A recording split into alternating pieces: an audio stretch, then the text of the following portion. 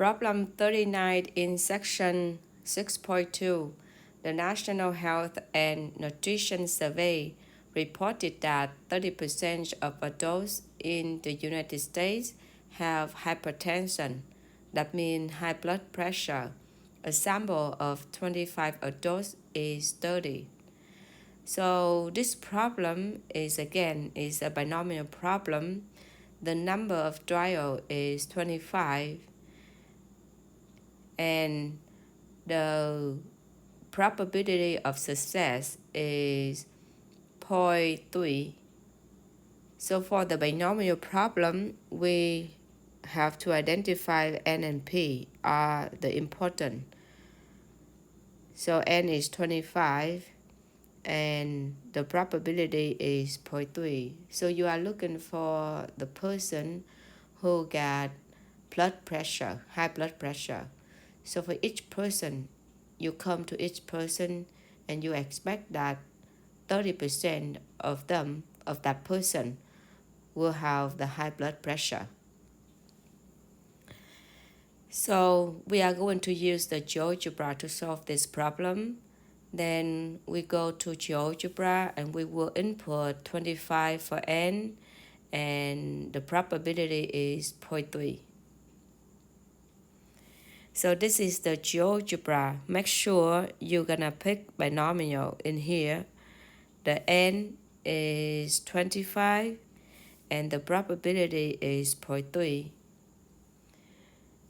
So we have the table run from 0 to 25.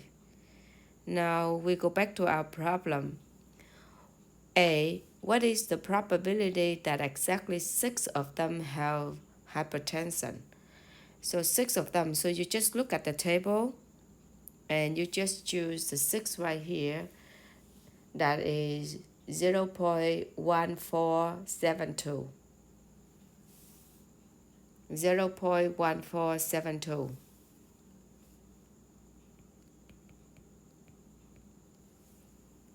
For part B, what is the probability that more than 8? More than 8, that means 9, 10, 11, and so on, until 25. So I go back to this. I just go ahead and click on 9, 10, 11, 12, 13, 14, 15, 16, 17, 18, 19, 20, 21, 22, 23, 24, and 25. And then I can use the calculator to add those numbers up. Or I just have to look at the box. It's already add for me 0.3231. 0.3231.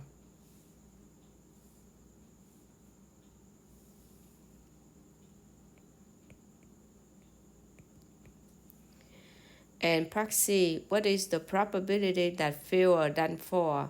Fewer than 4, that means 3. 3 is less than 4. It's 3 and less, right? So you will highlight 3, 2, 1, and 0, and look at the answer in the box is 0.0332. 0.0332.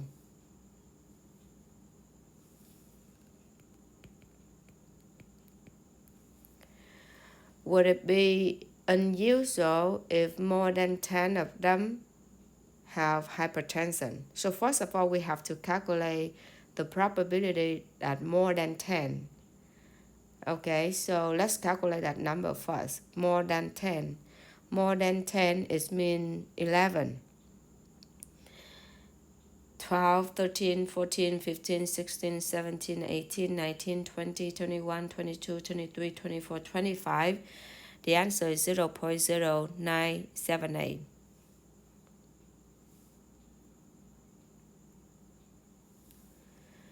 So 0.0978, that is the probability more than 10, is approximately like 9.78%.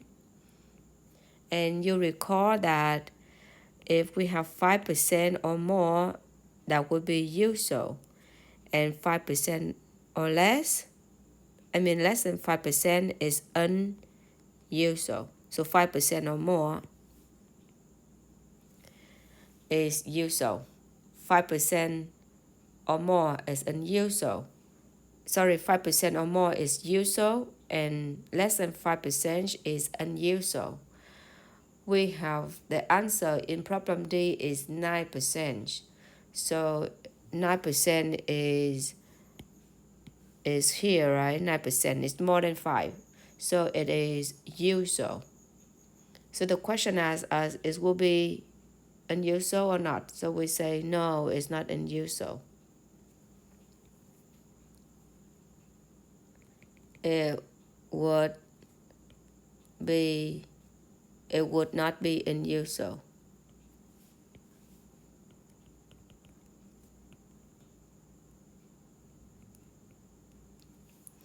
For part E and part F, what is the mean number who have hypertension in a sample of 25, and what is the standard deviation of the number who have hypertension in a sample of 25 adults? For both questions, E and F, you can find the formula. Let me show you the formula in the book. Right here.